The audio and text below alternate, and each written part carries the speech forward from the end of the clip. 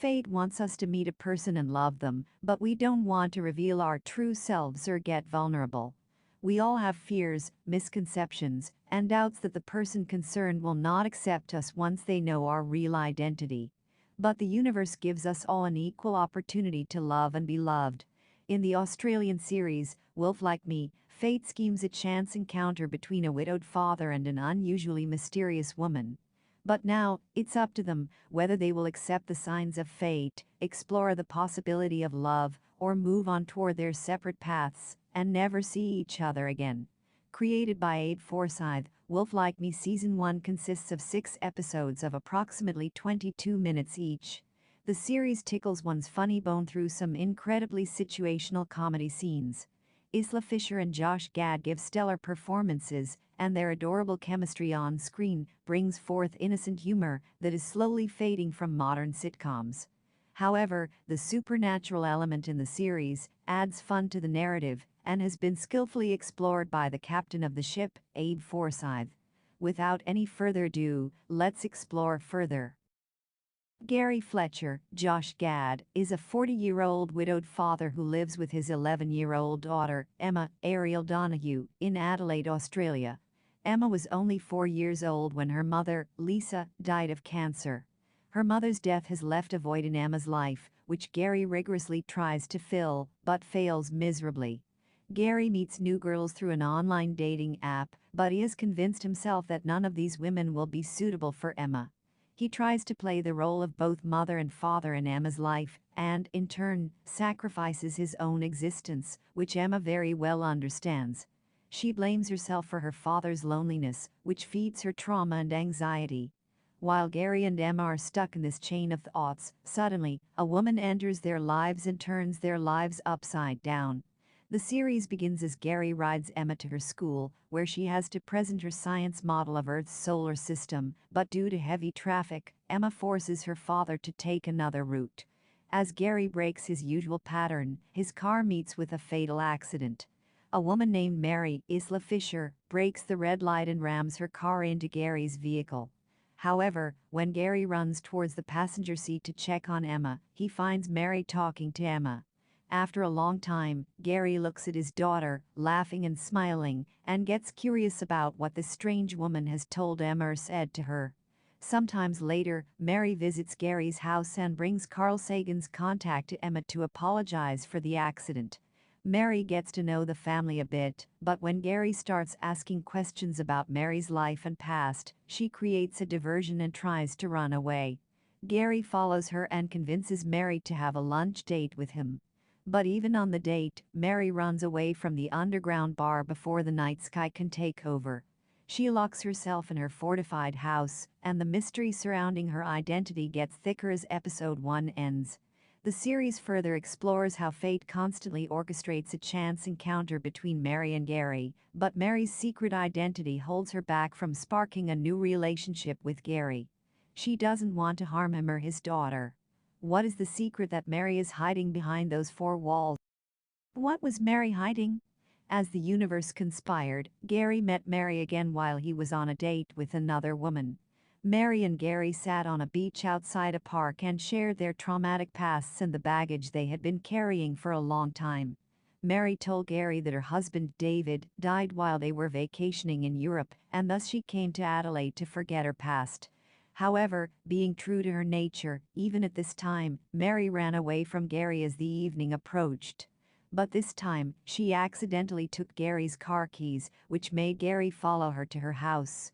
At the house, Gary found out that Mary was a werewolf who turned into a wolf on every full moon night.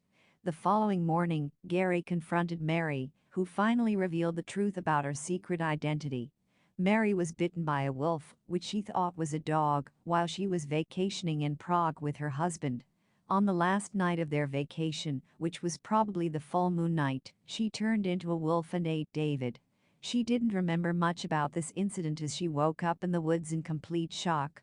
However, Mary finally found out about her secret identity when she ate with an Italian family in a Holiday Inn car park in Rome. To protect her loved ones, Mary left Chicago and came to Adelaide, where no one knew her.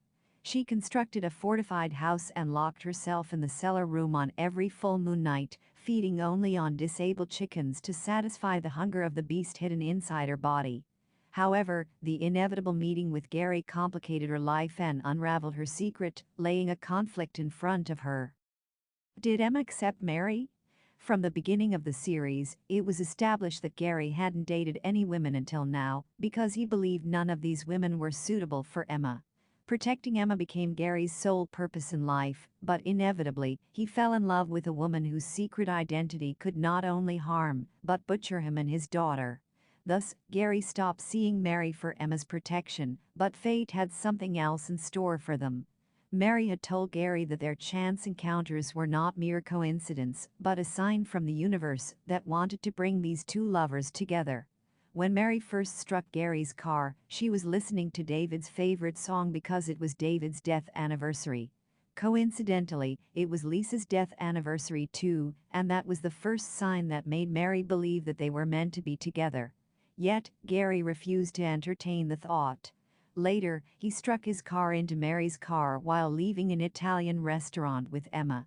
In his denial to prove Mary wrong, Gary accelerated his car and crashed into the cafe, while Emma saw Mary there and approached her. Emma struck up a conversation with Mary and invited her for dinner at their house. Emma wanted Mary to be close to her, but Gary knew her secret identity and wanted Mary to stay away from their lives. However, a moving gesture from Mary made Gary believe that only Mary could bring happiness into Emma's life and save her from the prolonged trauma and despair that had even made her child suicidal. Finally, Gary accepted Mary and began a relationship with her, in which she even got pregnant. Gary and Mary planned a trip to reveal to Emma that Mary was a werewolf, but Mary got scared at the camping site.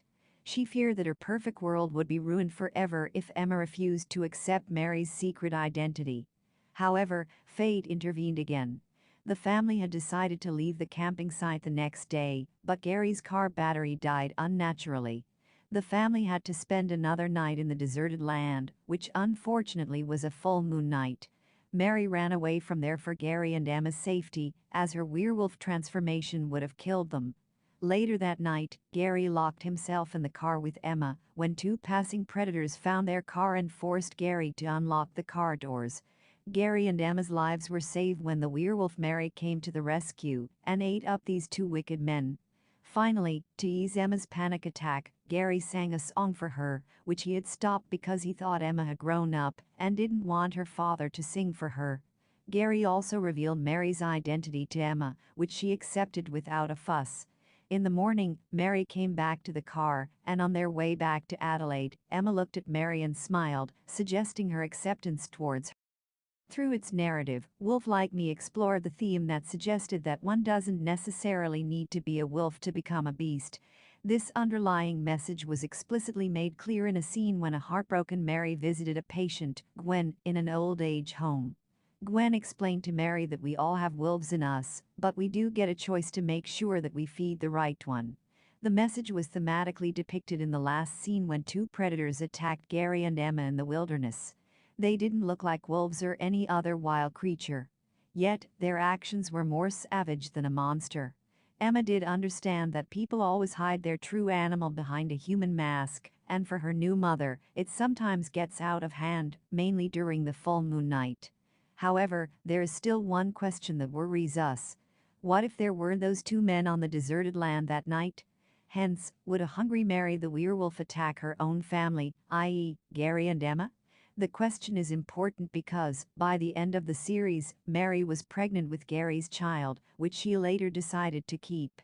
But she feared that she might end up eating her own human child during her pregnancy, and if it was a werewolf, she feared bringing one more werewolf into the human world.